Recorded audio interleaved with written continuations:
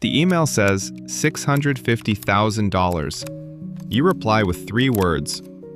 Thanks. Looks right. That's it. That's the whole reply. No exclamation point, no call to your wife, no screenshot to a group chat that doesn't exist.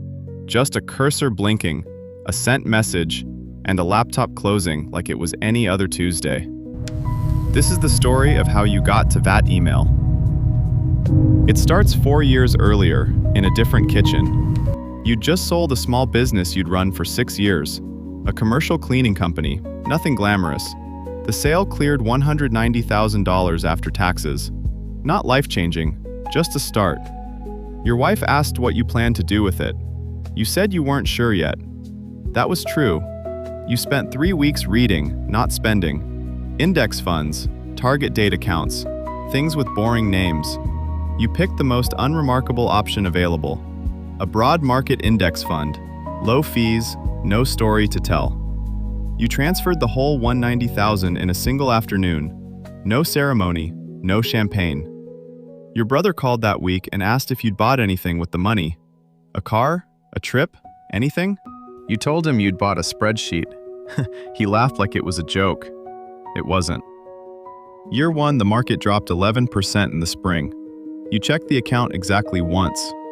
You closed the laptop, made dinner, and didn't mention it to your wife. There was nothing useful to say. By the end of that year, the account had recovered and added another $6,000 beyond that. You didn't celebrate that either. You'd learned by then that the celebrating never matched the moving parts. Year 2, you and your wife bought a modest house, nothing close to what your combined income could technically afford. You kept the investment account untouched. You paid the mortgage from income, not from what you'd already built. Your neighbor asked how you'd afforded the house so young. You said good timing. That was half true. The other half was 4 years of not touching a number most people would have spent within months. Year 3, you started a second stream, a small consulting practice, weekends only, low overhead. The consulting income didn't get spent either. It went straight into the same unremarkable index fund. Your wife started calling it the account that doesn't exist because you genuinely stopped mentioning it. That wasn't secrecy. It was just the natural result of a number that no longer needed daily attention. Year 4. The company you consulted for offered you a full-time role. Good salary, better title.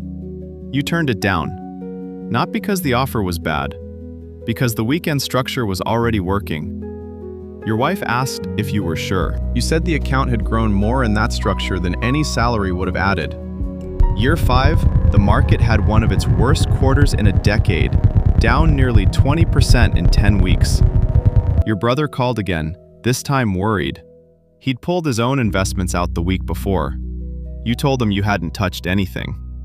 He asked if that scared you. You said, not really. It wasn't bravado.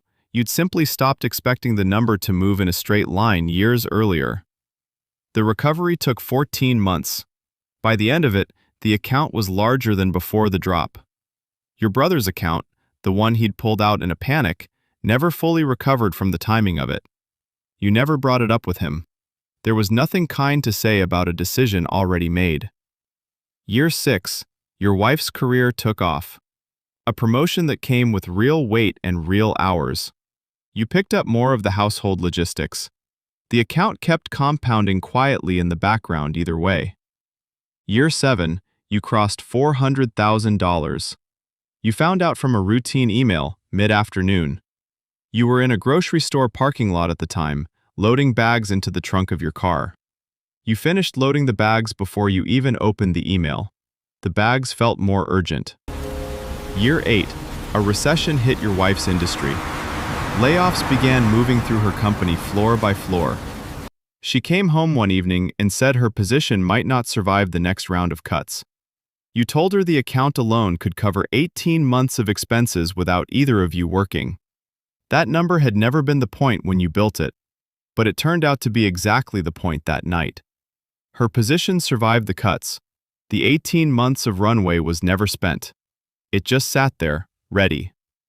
Year 9, the account crossed $500,000. You found out from the same kind of email. You were folding laundry at the time. You finished the load before opening the message. $500,000 and a stack of folded towels happened in the same 20 minutes of your life. You've stopped expecting the milestones to feel different from the laundry. They mostly don't. Year 10. Your wife asked if you ever wished you'd spent more of it along the way. You thought about it honestly before answering. The answer was no, and you meant it. The version of you that hadn't spent it was the same version that could cover 18 months without panic. Those two things were never separate. The restraint and the safety net were the same decision, worn two ways. Year 11. The consulting practice grew enough that you brought on a part-time assistant. The extra income followed the same pattern it always had. Straight into the account, no detour. Year 12. The account crossed $600,000. You were in a hardware store aisle when it happened. You paid for a length of hose and a package of screws. $14 total, in cash. The cashier had no idea. Nobody in that store had any idea. That was never going to change. Year 13. Your wife's mother needed help covering a medical bill. $11,000, unexpected. You covered it without discussion. It was the first time the account had been used for something other than itself. Your wife thanked you quietly, later that night, after the relief had settled into something calmer. You told her that was the whole reason the account existed, even if you'd never said it out loud before. Year 14. The account crossed $600,000 and kept climbing. Slower now, but steady. Your consulting practice slowed down that year. You let it, without worry. The account no longer needed the extra fuel. Which brings you back to this morning. The email. $650,000, 18 years in the making. Not a windfall, not a lottery ticket. 18 years of not touching something that didn't need touching. You thought briefly about what to write back. You always thought briefly. It never took long. Thanks. Looks right. The same 3 words you'd typed at 400,000. The same 3 words at 500. The words were never about the number. They were about not needing new words for something that kept working. You closed the laptop and went to find your wife. She was in the garden, same as most Tuesday mornings. You told her the number. She said that's great, and asked if you'd grab the mail on your way back inside. You did. There was a bill, a flyer, and nothing that acknowledged what had just happened at all. That's the part nobody prepares you for. The world doesn't pause for the number. It just keeps needing mail sorted.